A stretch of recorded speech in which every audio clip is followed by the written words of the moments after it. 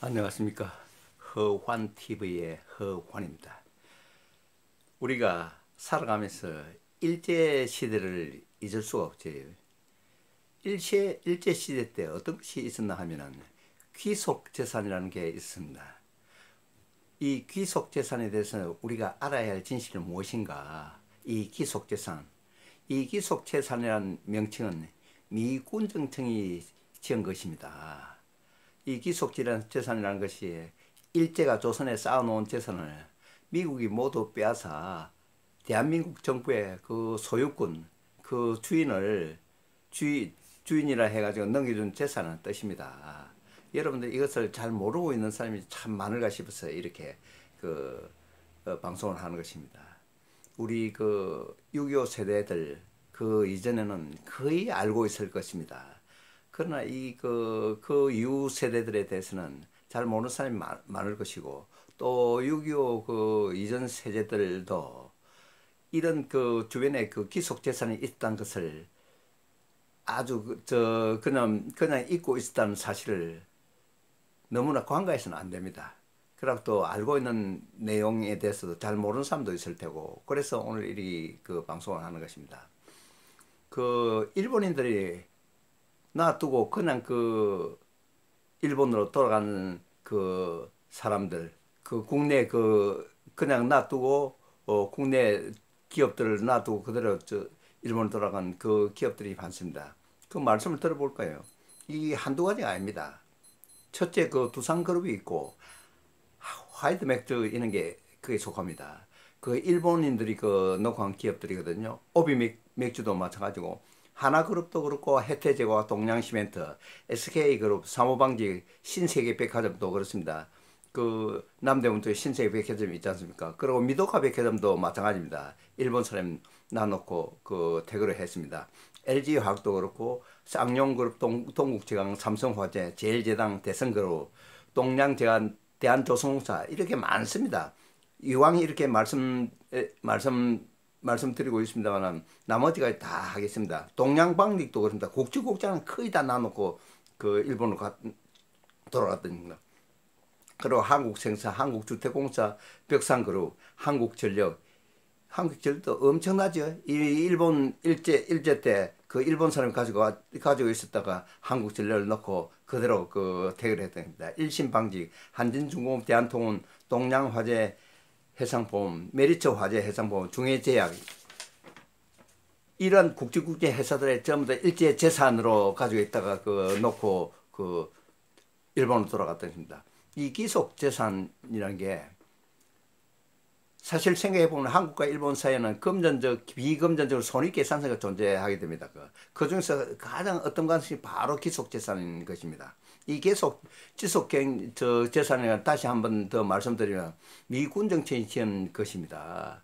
우리나라 사람이 지은 것이 아닙니다. 일본의 조선에 쌓아놓은 재산을 미국이 모두 빼앗아 가지고 대한민국 정부의 소유권을 넘겨준 재산이라는 뜻이거든요. 국민 중에서 이 금전적 항목이 존재했다는 사실을 아는 사람이 그리 많지가 않습니다. 드물다는 것이죠. 그래서 이런 우리가 역사를 잘 알아야 됩니다. 이 귀속재산이 무엇인지 아는 순간 사람들은 금방이라도 미국하고 일본에 대해서 감사하는 마음을 가져야 될 것입니다. 2015년 10월 성공한대 이대건 명예교수가 귀속재산 연구에 대해서 식민지 유산과 한국경제 진로라는 책을 냈어요. 700여 쪽 되는데 그 저서를 저는 다 미리 알고 있었지만, 제가 쓴 책이 아니지만은 저서를 다 읽었습니다. 내용에 대한 일부를 지금 방송하고자 합니다. 바야흐로 1945년 해방 직후에 일본은 그들이 36년 동안 조선당에 건설해 놓은 수풍댐이나 철도, 도로, 항만, 전기, 광공업, 제조업 등 여러 분야의 사회 간접 자본을 고스란히 남겨둔 채 추방을 당했습니다. 아울러서 일본인들이 조선에서 운영하던 기업재산과 개인재산 모두를 그대로 두고 몸만 빠져나갔다는 것이죠. 빈몸만 빠져나갔습니다. 이게 사실이거든요. 미군은 퇴각하는 일본들의 주머니를 샅샅이 뒤져가지고 그 중에서 지폐까지도 압수를 했습니다. 북조선에는 29억 달러치의 공공재산과 남한은 23억 달러치 공공재산이 진짜 횡재로 그대로 굴러 들어왔던 것입니다. 남한에 쌓인 23억 달러치 일본 재산은 미 군정청이 이승만 정부에 이양을 했어요. 이는 당시 남한 경제 규모 80% 이상을 차지했어요. 한마디로 이 귀속 재산이 없었다면 우리가 가만히 생각해 보시면 당시 한국 경제는 그 실체가 없었습니다. 이로부터 만 20년 후인 1965년 박정희 정부가 그 일본으로부터 무상으로 공개받은 액수는 3억 달러고 그 위에 23억 달러는 이 3억 달러의 약 8배였죠. 이 엄청난 자산을 미국이 일본으로부터 빼앗아 가지고 한국에 주었다는 사실을 우리는 꼭 알아야 합니다.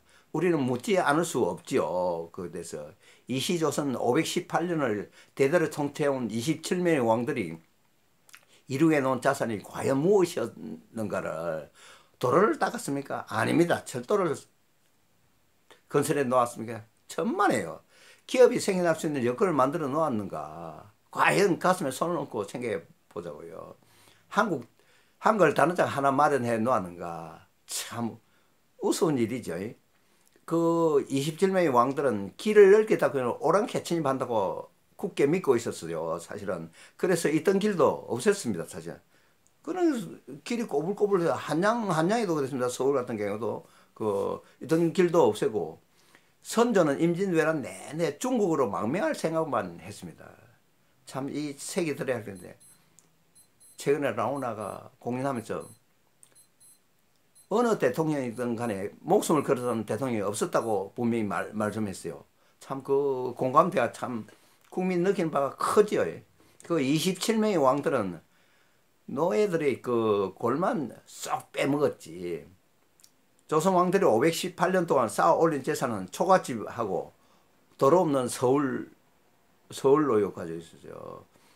똥오줌을 수놓은 소로 조그만 우리 어릴 때 보면 그 먹을 별로 없지. 강내의 가루, 미군정 물자 밀가루들이 그거 먹고 설사해가 서로에 똥칠이 돼 있었어요. 아는서 참 70대 이상은 모르는 사람이 없을 정도일 겁니다. 그거는 이제 어릴 때부터 자라났으니까. 그럼 산에 나무가 없어요. 아주 민들민들한 산 나무는 다 벌채해갖고 다 뗄감을 사용한다고. 연탄 그때 그 뒤에 연탄 났죠. 연탄 상당히 참 우리가 연탄 참 떼우면서 인명 피해도 많았지만은 연탄 가스 때문에 참 고마운 역할을 했습니다. 그때는 참 보면은 못 사는 나라에 미신이 얼마나 많이 미신을 많이 주변에 퍼뜨리는가. 유언비어라든지 그리고 거지가 음모를 잡는 미개인들이 공존한 가두리 땅에 불과했습니다. 사실은 우리가 가만히 생각해 보십시오. 하지만 일본은 불과 36년 동안에 조선 땅에 52억 달러어치 재산을 쌓아 올렸습니다. 이 엄청난 재산 중 남한 지역의 23억 달러를 미국이 뺏어가지고 보관했다가 대한민국 건국한 초대 대통령 이승만에게 선물처럼 주었습니다. 참 고맙죠. 미국은 스스로 지키지 못했던 참 우리의 땅도 뺏어 주었습니다. 우리에게 조선인들로서는 꿈조차 꾸지 못했던 그 천문학적 규모의 재산도 뺏어가 주었단 말이죠. 이 두 가지 구체적 선물에 대해서 우리는 미국과 일본 모두의 감사의 마음을 가져야 합니다. 이 중요한 사실이 묻혀왔기 때문에 우리는 배은망덕한 국민이 되었고 그 배은망덕의 소치는 순전히 빨갱이들의 역사 왜곡에 있었다 볼 수 있습니다. 미 군정청은 처음 사유재산을 압류 대상에 제외했다가 정말 매우 다행스럽게도 곧 이어서 사유재산까지도 압류를 했습니다. 미 군정 법령 제8호에 나와 있어요. 1947년 10월 6일 제정한 법령이 나와 있, 분명히 제가 확인을 했습니다.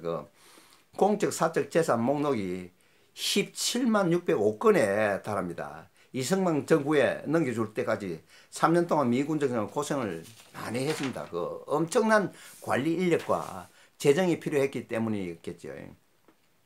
이 미군정청에 인수되지 않은 농림부 등에 등록되어 있는 또 다른 일본 재산이 12만 1,304건에 이릅니다. 이 모두를 합한 총 재산은 29만 1,909건이었습니다.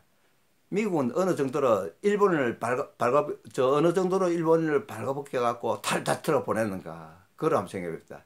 귀국하는 일본인 소재할 수 있는 돈의 액수는 극도로 제한을 했습니다. 민간은 1,000엔, 그리고 군 장교는 500엔, 사병은 250엔 이상 소지할 수 없었어요. 그래, 호주머니도 두둑하게 뭐 돈을 가져갈 수 없었다는 게 사실입니다. 미군정 부산을 통해 귀국하는 일본의 주머니를 검열했는데요. 상당히 심하게 검열을 했습니다. 철저하게 했어요. 고마운 일입니다.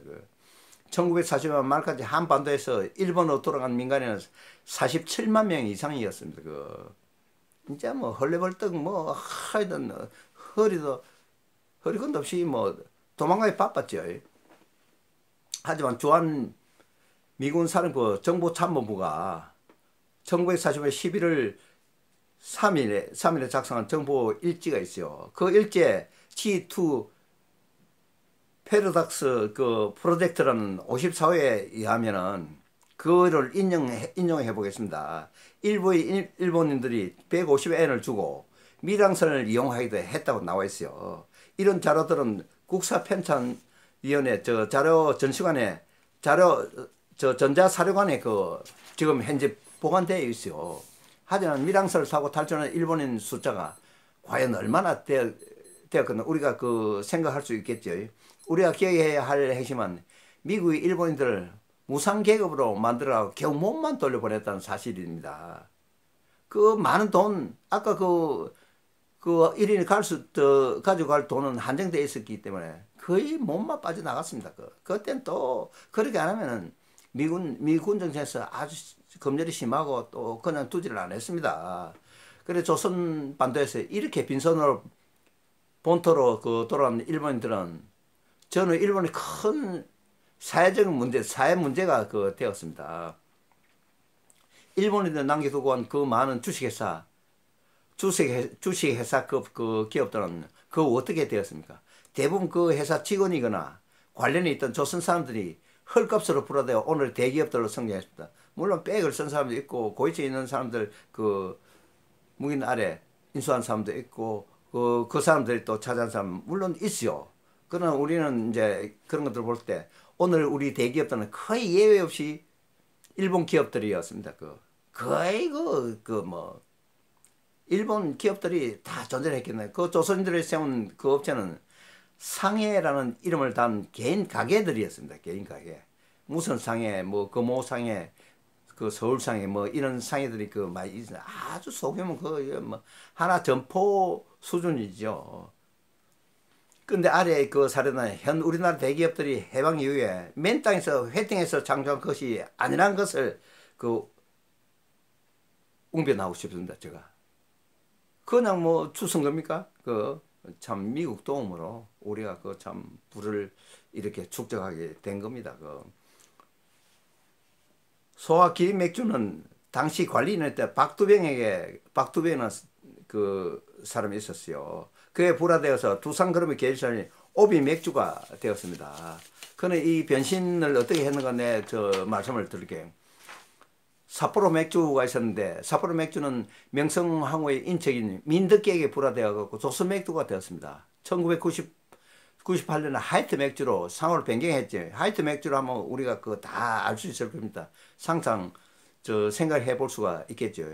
조선유지 인천공장 조선화약공판은 당시 직원이었다가 관리인이 된 김종희에 불화되어 하나그룹의 모태가 되었습니다. 그리고 이 방송하는 데서 이 사람들 전부 다 일제에 협조했다고 이렇게 생각하시면 안 되겠습니다. 미군정청에서 입찰받아갖고 가져간 거기 때문에 뭐라고 말할 수 없습니다. 성경 직물은 공장의 생산 관리 책임자였던 최종근에 불화되어가 S그룹의 모태가 되었습니다. SK 그러면 1939년 조선의 일본인 포목상이 만든 조선에서 만주로 직물 매매하던 선만주당과 일본의 교토 직물이 합작해 만든 성경 직물부터 시작된 겁니다. 성경의 이름은 선만주단의 선자와 고토 직물의 경자를 따서 지은 그 이름입니다. 나고오카 제과 그 영광 제과는 직원이서 박병규 등에 불화되어 가지고 해태 제과 한명 회사가 되었습니다. 오노다 시멘트 3차 공장은 이양구에게 불화되어 동양시멘트가 되었습니다. 한국저축은행은 정수장학회 설립 멤버이기도 한 사모방직의 정재혁에게 불화돼. 정수장학회 잘 알죠? 정자는 박정희 정자고요. 숫자는 유경수 여사 숫자입니다. 그게 박정희 대통령 그 관련이 있어요. 그리고 미쓰고시 백화점 경성점은 이병철에게 불화되어 신세계 백화점이 되었습니다. 이 우습죠. 그리고 조지아 백화점이 미도카 백화점이 되었고, 조선재련이 구인에게 그 불화돼 가지고 럭키 화학이 됩니다. LG 화학입니다. 그리고 삼처의 코레카 제철소가 해방 후 삼화제철로 상호 변경되어 장경호에게 불화되어 가지고 동국제관이 되었습니다. 조선생명이 이병철에게 불화되어 삼성화재가 되었고요. 조선연료, 한국석탄, 문경탄광이 김수건에게 불화되어 대성그룹의 모태가 되었습니다. 모리나가 제화와 모리나가 식품이 해방 후에 독립식품으로 상호 변경되어 운영되어 오다 1985년에 제일제당에 병합되었습니다. 그 삼성그룹이죠. 도요쿠니 제과가 해방 후에 풍국제과로 상호 변경되어 운영되어 오다 1956년에 동양제과 오리온에 병합 합병되었습니다. 경기직물과 조선왕직이 대구에서 비누 공장을 운영하던 김성곤에게 불화되어 쌍용그룹의 모태가 되었다고. 김성곤은 잘 알죠. 재정위원장 하던 사람입니다. 그 박 대통령 시절 때. 그래 뭐 그 방위성급 때문에 한때 그 설이 있었어요. 중앙정부 걸려가 코수영까지 뭐 뽑혔다 그런 이야기들 설들이 많았지 않습니다. 그 김성곤입니다. 그분이. 그리고 조선 우선이 직원이었던 김용주에 불화되고 대한해운이 되었습니다. 그전에 대한해운이 있었습니다. 동양방집은 관리인은 서정에게 불화되었고, 아사히겐제가 부산 공장행정이 있는 김지태에 불화되어 한국생사가 되었습니다. 조선주택 명단이 한국주택공사가 되었고, 아사노시멘트 경성공장의 김인덕에 불화되어 벽상그룹이 되었습니다. 경성전기와 남성전기, 조선전업이 해방 후 합병되어가지고 한국전력이 되었습니다. 그 합병해가지고 이름이 명칭이 그렇게 붙여졌습니다. 가내보 방직과 광주공장 김형남, 김용주 두 사람에 불화되어가지고 일심방직이 되었습니다. 독립산업이 관리인이었던 함창에게 불화되었고, 제일제당 현 CJ죠. CJ가 이를 그 흡수를 했습니다. 그 조선미국 창고 주식회사가 되고 후에 대한통운이 되었습니다. 조선중공업 주식회사가 해방 후에 대한조선공사가 되었고, 후에 한진그룹에 편입되어 한국중공업이 되었습니다. 조선화재해상보험이 동양화재해상보험이 되었다가 지금 메리츠 화재해상보험이 됐습니다. 주가의 제약은 서울사무소 관리인에 불화되어 현 중해제약이 되었고, 이 외에도 내노라 하는 한국 기업들은 거의가 다 일본인들이 설립 운영하던 회사라고 생각하면 큰 무리가 없을 것입니다. 그 정도 우리나라 사람은 그 회사를 갖고 일제시대이기 때문에 갖고 있을 수가 없었고 있지도 않았습니다. 우리는 뭐 경성상해, 뭐 서울상해, 두산상해, 무슨 상해라는 이름으로 해서 조그만 소규모 점포, 저쪽에 그 광장시장이나 저 동대문 쪽에 보면 상해를 해갖고 포목상 정도에 지나지 않았습니다. 조선인이 설립 운영하던 큰 기업은 김성수 집안에서 설립한 경성방직, 삼양사 정도를 그 정도 그 회사를 제외하면 대부분 상해라는 이름을 달고 그 있었습니다. 화신상해, 개성상해, 경성백치 그들 그 상해 그 합니다. 회사 형태가 아니고 상해 조그만 점포입니다. 일본에 팽개치고 나가는 회사들은 조선인들이 이승만 정부로부터 불화하는 맹목으로 헐값에 인수했어요. 그래서 이들 중 일부는 1961년 5.16 군사혁명 후에 정경유착에 의한 부정축제자로 몰렸어요. 그래가지고 부정축제해가지고 떠들썩했지요. 일본인들은 얼마나 속이 쓰리겠습니까? 반면에 풀어받은 사람들은 어떤 행진을 했는가? 그래서 일본은 샌프란시스코 조약 체결 단계에서 남조선에 두고 한 23억 달러치의 재산에 대한 청구권을 요구해 왔습니다. 해방 직후 북한을 선점한 소련은 군정을 통해 북한에 건설된 발전소 공장을 계속 운영하기 위해 그것들을 건설하거나 운영해온 일본인 기술자들을 확보하는 데 상당히 공을 들였어요. 소련 러시아지 소련 군정청은 만주에 주재한 일본 피난민 단장과 협의해가지고 북조선에 있던 모든 기계 설비를 계속 운영할 수 있도록 일본 기술자들 북조선을 남게 해달라고 사정을 했어요. 그들이 건설하고 애지중지 운영해 오던 그 기계 설비들에 대한 엔지니어로서 애착심에 호소 안 할 수가 없습니다. 그 사람이 있어야 기계를 돌릴 거 아닙니까? 공장을 운영을 할 수 있으니까 공장이 그대로 무너지고 허물어지게 할 수는 없잖아요. 그냥 허를 수도 없고 기술을 쓰기 위해 활용하기 위해서 그 결과 1940년 1월 현재 총 2158명의 기술자들을 일본으로 즉시 귀국을 막아버렸어요. 북조선을 잔류시키는 성공을 했어요. 소련 군정청에서. 스탈린은 당초 북조선에 있던 설비들을 소련으로 옮기라 명령했고 소련 군정은 중요한 기계들을 분해해서 포장한 후 소련으로 반출하기 시작했습니다. 하지만 국경을 넘기 직전에 다시 스탈린으로부터 반출을 중단하는 긴급 지시가 떨어졌습니다. 세간에 당시 소련이 북조선 기계들을 모두 뜯어 소련을 가져간 것으로 알려져 있으나 그렇지 않습니다. 그러나 이는 사실과 다릅니다. 그럼 스탈린은 왜 마음을 바꾸었을까? 그걸 우리가 알아볼게요. 전문가들의 말에 의하면 스탈린은 이 당시 이미 6.25 전쟁을 염두에 두고 있었기 때문이었을 것이라고 했습니다. 6.25 전쟁을 치르려면 북조선에서 병기를 비롯한 군수물자를 자체 생산해야 하고 그를 위해서는 기계 설비를 필요하다고 판단했을 것이란 그 해석이 참 옳을 것입니다. 산의 나무도 기속재산 또한 조선에 사는 민둥산이었습니다. 여기에 일본은 과거의 힘으로 일본 대단합니다. 그 과거의 힘으로 경제성 있는 나무들을 심었어요. 우리는 남한에도 그렇지 않습니까? 지금도 일본에 가면 산마다 쭉쭉 뻗어 올라가는 경제목들이 빽빽하게 들어차 있어요. 일본 가보면 알겠지만은 해방 당시 전국의 산에는 일본에 심은 나무들이 밀림을 이루고 있었어요. 그래서 산에 나무 많아요. 지금 그 광릉 수목원에 보존된 나무들이 밀림을 이루고 있었죠. 지금 광릉 수목에 보존 나무들 바로 일본의 작품입니다. 그게 우리나라 사람이 못했어요. 그런데 일제시대도 하니까 뭐 어쩔 수 없겠지만은 그런데 이승만 정부가 들어서고 해방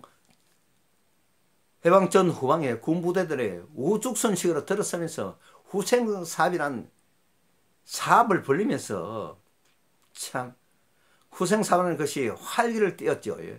당시 군대가 판을 치던 시대였기 때문에 누가 건드릴 수도 없고 군인이 최고였던 시대 아닙니까? 그때는 뭐 역대 사장들이 너도 나도 덤비도록 군 후생을 빙자해 벌목을 감행했습니다.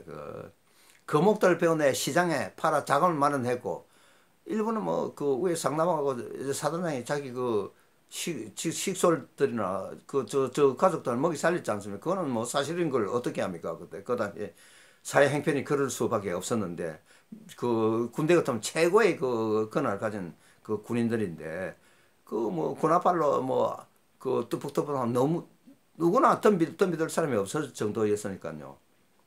그래 거목들 배운에 시장에 팔아 자금을 마련해 여러 가지 목적으로 사용했어요. 대한민국 산이라서 민둥산으로 변한 것입니다. 그래 한국에 돌려준 그 산마저 이렇게 만들었다더니 이에 박정희 정부 때 장경순 씨나 춘장으로 예편한 사람이 있어요. 초대 농림 장관 했죠. 군정 시절 때입니다. 대통령의 명을 받고 나무를 대대적으로 심었지만 그 나무들은 일정 시대 살림살이는 갱지림이 아니고 별로 가치가 없는 나무들이었어요. 뭐 그거를 연구를 해가 심는데 그때 뭐 급하니까 얼랑뚱땅식으로 나무 많이 심으면 된다는 식으로 아무 나무나 심다 보니까 그렇게 된 것이죠. 포항제철 사례에서 보듯이 공업 분야에서는 일본부터 기술 지원을 대대적으로 받았어야 했어요. 그 나무를 심는 그 식수 계획에서는 일본 기술의 지원을 받지 못한 것입니다. 그래서 그런 겁니다. 장경수 씨의 이야기로는 수종 선택은 토종 기술에 의존했다고 합니다. 그러나 푸른 산을 푸르게 계속 유지시키기 위해서는 나무를 대체할 수 있는 땔감의 개발이 필요했겠죠. 1960년대 1960년대 9공탄이 삶의 훼손을 저지시키기 시작했습니다. 9공탄이 나와가지고. 그런데 영국에서는 영조 시대인 1750년대에 석탄 나무를 대체했어요. 영국이 한국을 210년 정도 앞서간 것입니다. 이런 부끄러운 격차를 만들어낸 주역은 1961년에 정권을 잡은 박정희가 아니라 조선의 왕들이었습니다. 그걸 이 역사를 잘 알아야 되겠다.